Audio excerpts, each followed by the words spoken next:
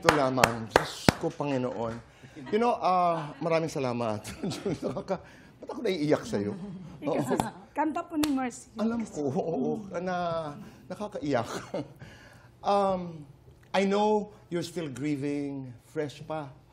November of 2024, iniwan tayo, tayong lahat ni Mercy. Ano yun? Nabigla kayo? Opo. Oo, di ba? Ang alam ko nga parang nalaman niya that you're doing a concert, sinabi pa niya, uwi ako, gusto kong makasama. Totoo yung kwento nga. Opo, Tito Boy. Kasi nag-uusap kami palagi. Sabi niya, pag naoperahan siya, after po dun, uwi siya. Kasi may concert po kami ng February. No? February 2025, New Frontier. Opo. Gusto niya sumama po talaga, Tito Boy. Pero, yun nga. Pagkatapos ng operation niya. No. Pagkatapos sa operation po, nag-usap pa kami. Okay naman po siya, Tito Boy.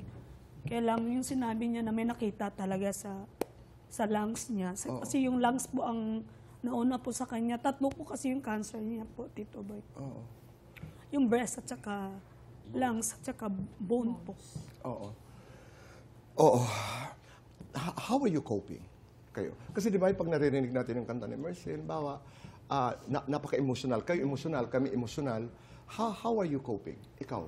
Ay, syempre nakakalungkot talaga at parang ibang-iba na. Parang kulang na kulang talaga sa grupo yung may isang nawala. Lalo na sa busasan, parang kulang talaga eh. Hindi pwedeng palitan na kung sino man lang eh.